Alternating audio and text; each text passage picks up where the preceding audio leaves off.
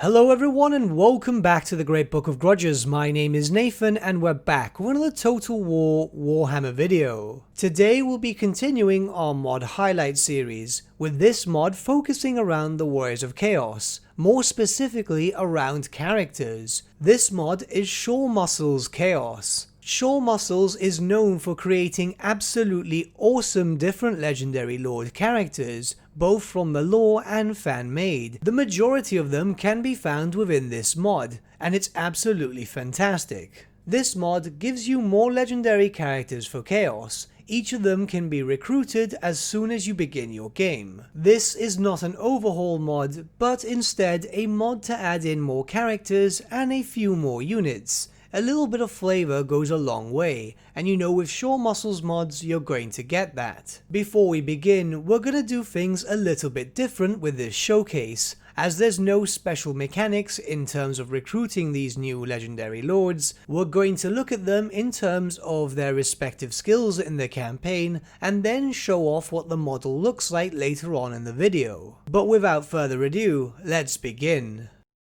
You can unlock these legendary characters with any of your chosen starting Chaos Lords. I myself prefer Sigvald the Magnificent due to his extra horde growth. Admittedly, after recording this video, I realized that I shouldn't have done that anyway, considering that you only need 2 horde growth and then you can just replace the lords. I've played with this mod extensively enough, and I should have realized that, well, you don't really need that much horde growth to show off every single character. But moving on from this embarrassment, this mod also introduces a few units, mostly elite and god specific, and also a legendary hero. There's nothing new in terms of buildings or mechanics in regards to this mod. The main focus is uniquely added characters, which we shall check over now.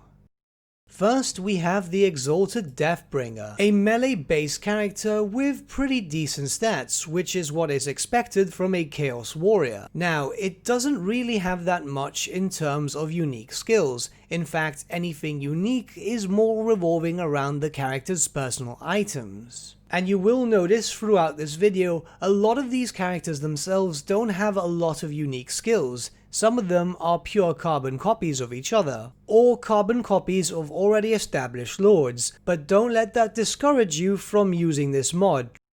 Next we have Morghorch the Allseer, a Tzeentchian character who is, well, very kitted for melee damage in all honesty. The character itself has spells from various different laws of magic, but most, if not all, of its character-specific skills uniquely added to him seem to focus more around melee combat. The character itself is quite powerful, especially once you start getting his unique skills. Have him in the front line freely casting spells, you don't have to worry about losing him. Next we have Styrka, a personal favourite of mine, even back on the days of the tabletop. As you can see from campaign effects, the character is geared towards reducing upkeep for marauders and increased horde growth. Once again, this is another Slaaneshi lord. His unique equipment focuses around buffing him up, which can be expected. The rather interesting thing I could note about this is that his own specific skill tree, that which is unique to him, focuses around buffing up his units. Yes, that's normal, but it increases melee defense and armor, something which is a bit out of characteristic for a Slaaneshi lord. Next we have another Slaaneshi character, a sorcerer this time, with the lore of dark magic. Now, while this might not sound very interesting, an important thing to note here is that this character has a unique staff. And when you equip this unique magical item, you will also get access to the lore of Slaanesh. A fan-made interpretation of the lore, of course, but still very well done.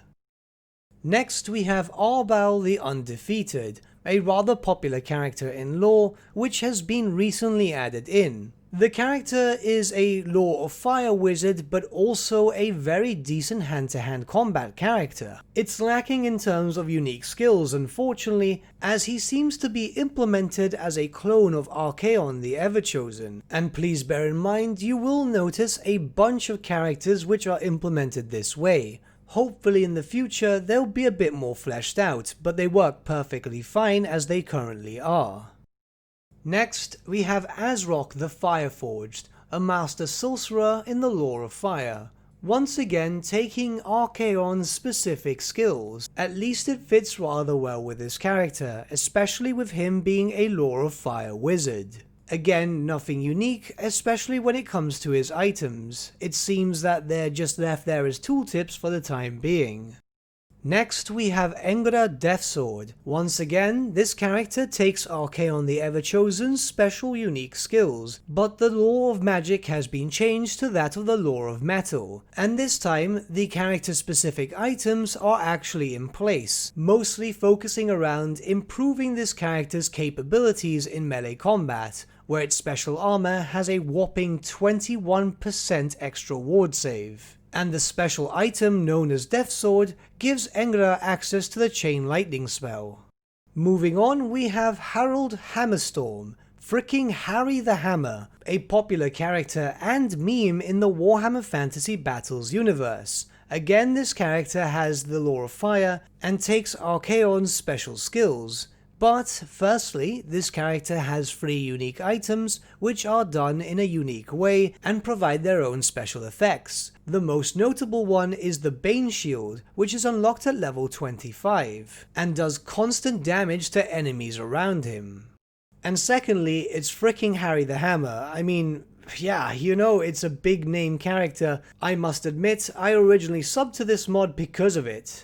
For our last mortal champion, we have Rehawk Stormheart, again following the same line as the other characters implemented here, but the majority of these characters are either 1 fan-made or 2 so obscure that they didn't really have that much going from them in official lore, and I honestly still think that they're done incredibly well.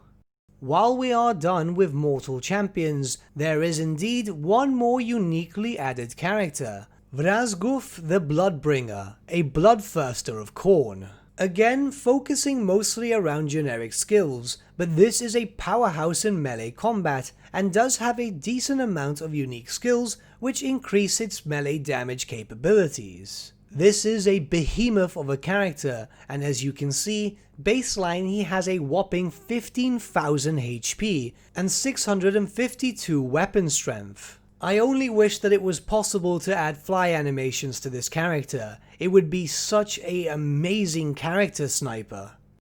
But now, before we end this video, we'll take the time to look over the uniquely added units and check out the actual character models for each of the legendary lords. Whilst we do so, I will also offer my thoughts on this mod. The Chaos Warriors needed more characters, let's be honest about that.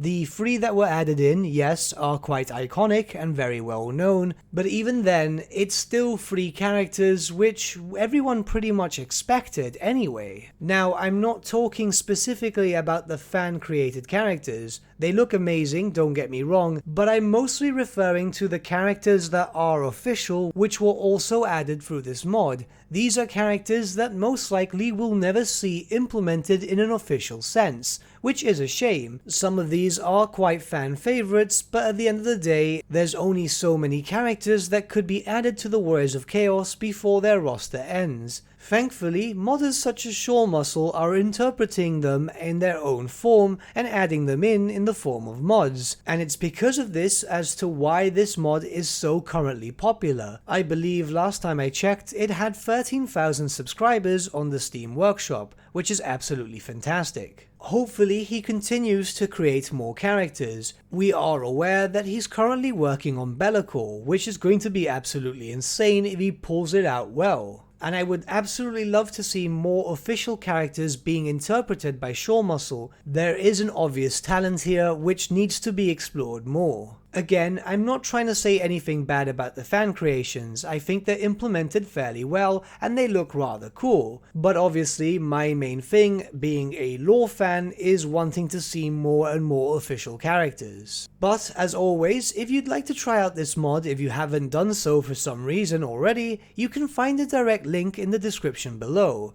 And if you have any other mods to suggest, you can always suggest them in the comments below, or you can join the official Great Book of Grudges Discord Discord, where it is easier to get in contact with me. But with that, my friends, we've come to the end of our video. Thank you so much for watching. If you did enjoy the video, might I suggest giving the video a like, or even subscribing to the channel, as it really does help us out.